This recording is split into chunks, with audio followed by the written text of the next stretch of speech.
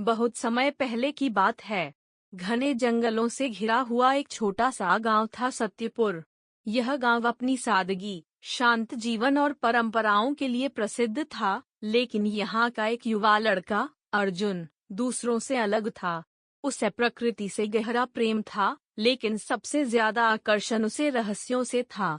वह अक्सर पेड़ों की सरसराहट में शब्द खोजता, नदियों की बहती धारा में उत्तर ढूंढता और चांदनी रातों में आकाश से बात करता। एक दिन, जब वह जंगल में गहराई तक चला गया, वहां उसे कुछ असामान्य महसूस हुआ। हवा में कोई रहस्यमयी ऊर्जा थी। तभी उसकी नजर एक ऊंचे वृक्ष की शाखा पर बैठी एक अनोखी चिड़िया पर पड़ी। वह एक साधारण चिड़िया नहीं थी, उसके पंख सुनहरे थे, जैसे सूरज की किरणों को समेटे हुए हों, और उसकी आंखों में सैकड़ों सालों का ज्ञान समाया हुआ था। वह चुपचाप अर्जुन को देख रही थी। अर्जुन आश्चर्य से उसकी ओर बढ़ा। तभी पक्षी बोली, हे अर्जुन, मैं स्वर्णलेखा हूँ, एक श्रापित राजपक्षी। सदियों पहले मुझे श्राप मिला कि जब तक कोई मानव मेरे द्वारा दी गई 3 गूढ़ पहेलियां नहीं सुलझा लेता, मैं इस जंगल में बंद रहूंगी। लेकिन ये साधारण पहेलियां नहीं हैं, इनमें तुम्हें खुद को, जीवन को और सच्चाई को पहचानना होगा। अर्जुन ने बिना डरे उत्तर दिया, मैं तैयार हूँ।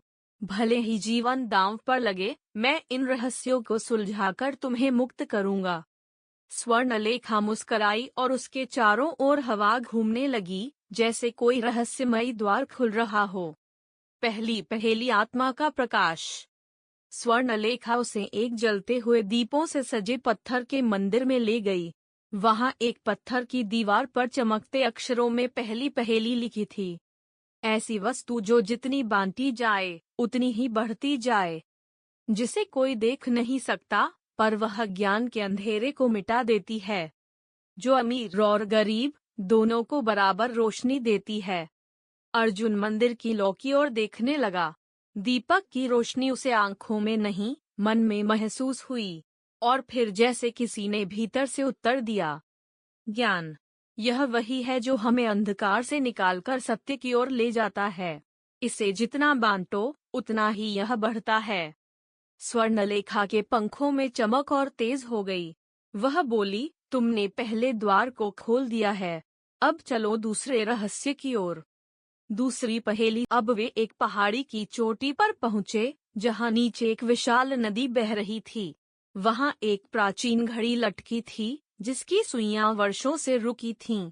स्वर्णलेखा ने प्रश्न किया, एक ऐसी शक्ति जो किसी के लिए नहीं रुकती, जो जीवन को बनाती और बिगाड़ती है, जिसके बिना इतिहास नहीं बनता और भविष्य नहीं आता, जिसे कोई छू नहीं सकता, पर हर कोई उसमें बह रहा होता है। अर्जुन ने नदी की ओर देखा। वह समझ गया कि जैसे नदी बहती है, ठीक वैसे ही कुछ और भी है जो लगातार चलता है, बिना किसी रोक टोक के। समय ही वह शक्ति है जो हमें बदलती है, आगे ले जाती है। कोई उसका मालिक नहीं बन सकता, लेकिन हर कोई उसका शिकार बनता है। स्वर्णलेखा की आंखों में चमक आ गई। बहुत कम लोग इस दूसरे उत्तर तक पहुंच पाते हैं। तुम तैयार हो तीसरे और अंतिम रहस्य के लिए, जो सबसे गूढ़ है? तीसरी और अंतिम पहेली, जीवन की चिंगारी। अब वे एक गहरे अंधकार भरे गुफा में पहुंचे। वहां कोई प्रकाश नहीं था, बस एक मूर्ति थी, एक टूटे हुए दिल की। वहां कोई आवाज नहीं, कोई हरकत नहीं। तभी स्वर्णलेखा बोली, एक ऐसी चीज जो जब तक है, जीवन है, जिसे खोते ही इंसान खाली हो जाता है। ना कोई देख सकता, ना छू सकता, लेकिन उसी से क्रांति आती है, प्रेम जन्म लेता है और दुनिया बदलती है। गुफा की नीरवता में अर्जुन की सांसें तेज होने लगीं। वह सोचने लगा, क्या चीज है जो सब कुछ खत्म होने के बाद भी इंसान को आगे बढ़ने की हिम्मत देती है? और तभी, जैसे किसी गहरे स्थान से आवाज आई, आशा।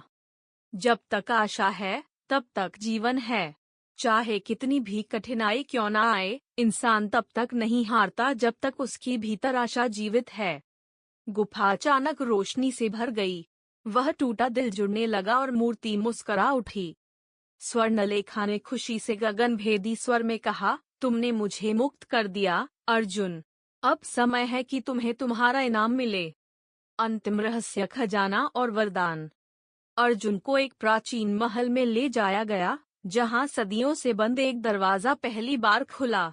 वहां न केवल सोने चांदी का खजाना था, बल्कि अनमोल ग्रंथ, प्राचीन मंत्र और एक ऐसा दर्पण भी था जो आत्मा का सच्चा रूप दिखाता था। स्वर्णलेखा बोली, यह खजाना सिर्फ धन नहीं है, इसमें वह शक्ति है जो दुनिया को बदल सकती है अगर उपयोगकर्ता निष्कलंक हो। अथाह ज्ञान, अविरल समय का विवेक और अविनाशी आशा। अर्जुन ने हाथ जोड़कर कहा, मैं इस शक्ति का प्रयोग केवल मानवता के भले के लिए करूंगा। स्वर्णलेखा स्वर्ग की ओर उड़ गई, मुक्त होकर, और अर्जुन बन गया एक ऐसा ज्ञानी और न्यायप्रिय राजा, जिसकी कहानियां सदियों तक गाई जाती रहीं।